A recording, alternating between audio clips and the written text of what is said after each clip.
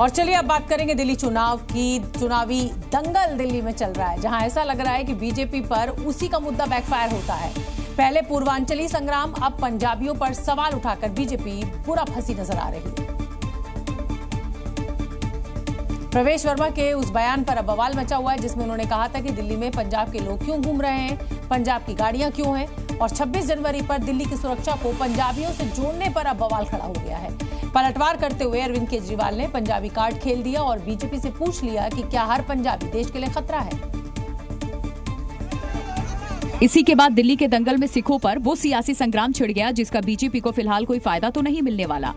दरअसल बीजेपी का आरोप है कि पंजाब का सरकारी तंत्र दिल्ली में प्रचार कर रहा है। मुख्यमंत्री, मंत्री, पंजाब पुलिस, पंजाब के अधिकारी कर्मचारी दिल्ली के चुनाव प्रचार में लगा दिए गए हैं।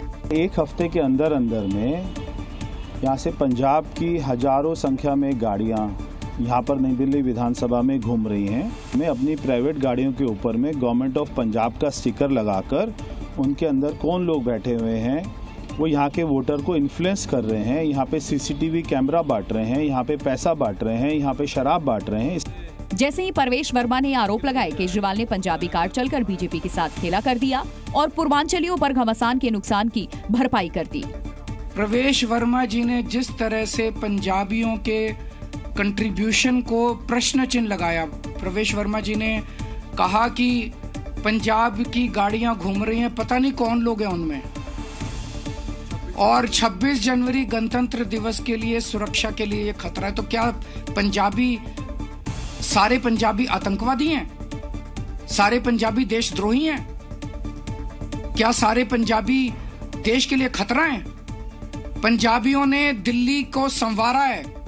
दरअसल दिल्ली की पॉलिटिक्स में पंजाबी फैक्टर बेहद अहम है।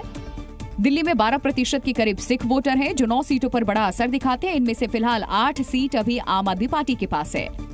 और प्रवेश वर्मा के पंजाबियों पर बयान के बाद लग तो नहीं रहा है कि बीजेपी को 2025 में भी कोई खास सफलता मिलेगी। सवाल यह है कि क्या भगवंत मान और उनकी दिल्ली में एंट्री से विपक्ष में खलबली मची है, या सिख कार्ड के पीछे बीजेपी का गुणागणित कुछ और है। मध्यम वर्ग यानी मिडिल क्लास, जो देश की प्रगति और विकास की रीढ़ माना जाता है, हर चुनाव के दौरान इस वर्ग के लिए राजनीतिक दल बड़े बड़े वादे करते हैं, लेकिन ये धारणा है कि मिडिल क्लास की जरूरतों और समस्याओं पर ध्यान बेहद कम दिया जाता है। लेकिन दिल्ली के चुनाव में अरविंद केजरीवाल ने मध्यम वर्ग को लेकर एक बड़ा दांव चला है और इस वर्ग को सुपर पावर बताते हुए केंद्र सरकार से 7 मांगे कर डाली, जिसमें पहली मांग शिक्षा का बजट 2 से बढ़ाकर 10% हो, उच्च शिक्षा में सब्सिडी की मांग, स्वास्थ्य का बजट बढ़ाकर 10% करने की मांग की, साथ ही इनकम टैक्स की छूट की सीमा को 7 से बढ़ाकर 10 लाख करने की डिमांड की है। इसके अलावा आवश्यक वस्तु पर से जीएसटी खत्म करने की मांग की गई और सीनियर सिटीजन के लिए मजबूत रिटायरमेंट प्लान और पेंशन की योजना बनाने की भी मांग उठाई। आखिरी और 7वीं डिमांड के तहत केजरीवाल ने बुजुर्गों को रेलवे में 50% छूट को दोबारा शुरू करने की मांग की है। साथ ही केजरीवाल ने अपने सांसदों से संसद में मिडिल क्लास के मुद्दों को उठाने की अपील भी की। इस लोकसभा के सत्र में आम आदमी पार्टी के सांसद मिडिल क्लास के मुद्दे संसद में उठाएंगे। मिडिल क्लास की आवाज की गूंज अब संसद में सुनी जाएगी। हम ये मांग करते हैं कि देश का अगला बजट मिडिल क्लास को समर्पित हो। वैसे सभी दलों ने दिल्ली चुनाव के लिए अपने घोषणा पत्र में तमाम वादे किए हैं, लेकिन मध्यम वर्ग के लिए वादे करने में ज्यादातर सियासी दल पीछे ही रहे हैं। केजरीवाल ने इस वर्ग के लिए आवाज तो उठाई, लेकिन गेंद केंद्र के पाले में ही डाल दी। वहीं दूसरी ओर दिल्ली विधानसभा के चुनावी दंगल में एक नया नैरेटिव चल रहा है। आम आदमी पार्टी ने बीजेपी कार्यकर्ताओं पर गंभीर आरोप लगाए हैं, जिसका बीजेपी नेता ने अब जवाब दिया। दिल्ली की मुख्यमंत्री आतिशी ने कहा कि हार के डर से बीजेपी के कार्यकर्ता गुंडागर्दी पर उतर आए हैं। तो वहीं कालकाजी सीट से बीजेपी के उम्मीदवार रमेश बिधूड़ी के भतीजे और बीजेपी नेता विक्रम बिधूड़ी ने कहा कि इस बार जनता मन बना चुकी है। विधानसभा के हर इलाके में भारतीय जनता पार्टी के कार्यकर्ता और कई लोग जो कहते हैं हम रमेश बिधूड़ी जी के भतीजे हैं, आम आदमी पार्टी कार्यकर्ताओं को डरा रहे हैं, धमका रहे हैं, उनका कॉलर पकड़ रहे हैं, उनका पार्टी का प्रचार का सामान लेके छीन रहे हैं, जला रहे हैं। आतिशी कालकाजी विधानसभा के अंदर पिछले 5 साल का कामकाज का हिसाब नहीं दे पाई है। गलियां टूटी पड़ी हैं, पीने का पानी नहीं है, सीवरेज ब्लॉक पड़े हुए हैं, बुजुर्गों को पेंशन नहीं मिल रही है, गरीब के राशन कार्ड नहीं बन रहे। आप इन मुद्दों पर बात करिए ना। वहीं दिल्ली के पूर्व सीएम और आम आदमी पार्टी के राष्ट्रीय संयोजक अरविंद केजरीवाल ने आतिशी के आरोपों पर बीजेपी को घेरा। कोई भी पार्टी या कोई भी कैंडिडेट हिंसा क्यों करता है? उसे हिंसा करने की जरूरत क्यों पड़ती है? वो तभी हिंसा करता है जब वो देखता है कि बाकी अन्य अहिंसात्मक तरीके से, शांतिपूर्ण तरीके से उसका जीतना असंभव है।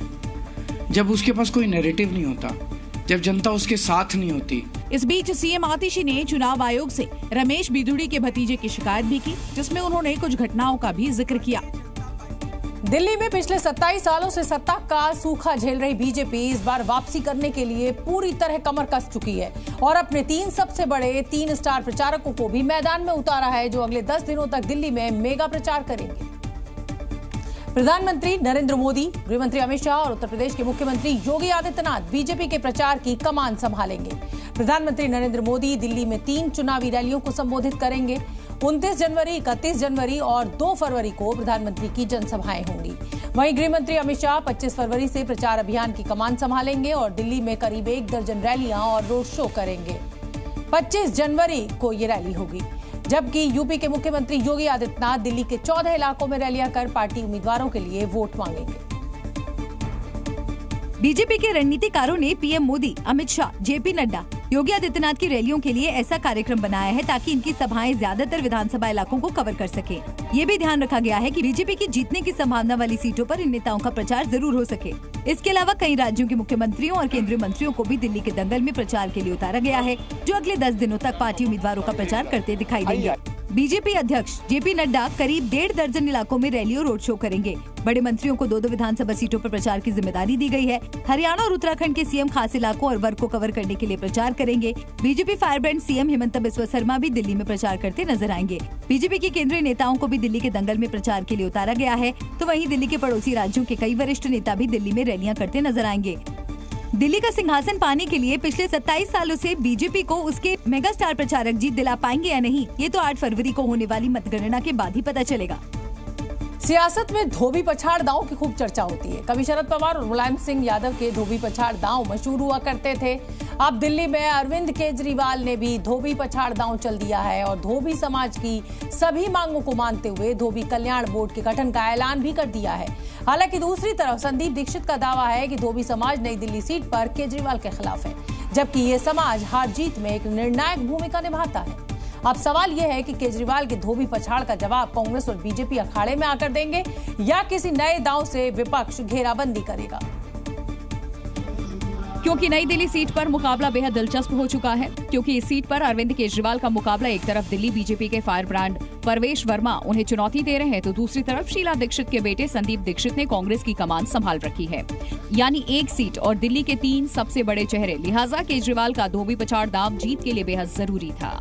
हमारी सरकार बनने पर दिल्ली सरकार धोबी समुदाय कल्याण बोर्ड का गठन करेगी। आज मैं ऐलान करता हूं कि दिल्ली में अलग अलग कॉलोनियों में जो थड्डे हैं, प्रेस थड्डे हैं, थड़े होते हैं ना जहां पे प्रेस करते हैं, उनको नियमित किया जाएगा, उनको रेगुलराइज किया जाएगा। दरअसल नई दिल्ली सीट पर धोबी फैक्टर केजरीवाल के समीकरण बिगाड़ सकते थे, क्योंकि इस सीट पर करीब 15,000 धोबी मतदाता हैं, जबकि वाल्मीकि वोटर 20,000 के आसपास। संदीप दीक्षित का दावा है कि ये दोनों वोटर केजरीवाल के खिलाफ हैं। बात यह कि 10 साल उन्होंने किया क्यों नहीं, ये सवाल बनता ना। अब आपको जब दिक्कत आ रही है, जब सारा धोबी समाज आपके खिलाफ खड़ा हुआ है, तो आपको ये सब चीजें याद आ रही हैं। धोबी समाज इनसे पूछेगा कि 10 साल आपने क्यों नहीं इस तरीके के बोर्ड का गठन किया। दरअसल संदीप दीक्षित का इशारा नई दिल्ली के कुछ निर्णायक वोट बैंक की तरफ है, लेकिन केजरीवाल के धोबी पछाड़ दांव के संदीप दीक्षित के अरमानों पर पानी फेर दिया। दिल्ली के दंगल में आम आदमी पार्टी और भारतीय जनता पार्टी मतदाताओं को लुभाने के लिए हर दांव चल रहे हैं। आप लगातार वीडियो वॉर से बीजेपी पर हमले बोल रही है और इस बार आम आदमी पार्टी राम रावण की कहानी लेकर आई है और रामायण के किरदारों के जरिए भारतीय जनता पार्टी पर जोरदार हमला करती नजर आ रही है। राम और रावण और आम आदमी पार्टी ने अपने इस रामायण प्रसंग में रावण के अभिमान को हार और जीत से जोड़कर दिखाया है। दिल्ली की जनता तय करेगी कि उसे 10 सिरों के समान अवगुणों वाली भाजपा का समर्थन करना है या आम आदमी पार्टी का अगर देखा जाए तो आपने रावण के ज्ञान और उसकी शक्तियों को उसके अभिमान से जोड़ते हुए इसकी तुलना बीजेपी से की। और धोखेबाज राम चरित्रवान थे और रावण चरित्रहीन, और ये सारी बातें आज भारतीय जनता पार्टी पर लागू होती हैं। बीजेपी पर आम आदमी पार्टी लगातार आरोप लगा रही है उसके नेता पर्दे के पीछे से तमाम साजिशें रच रहे हैं और ये दावा किया कि आम आदमी पार्टी आंधी है। में ज्यादा, धन में ज्यादा, पर्दे के पीछे से पूरी मशीनरी का समर्थन है, लेकिन फिर भी वे आम आदमी पार्टी से हारेंगे। आम आदमी पार्टी आंधी है, आंधी। अब ये किसी के रोकने वाली नहीं है।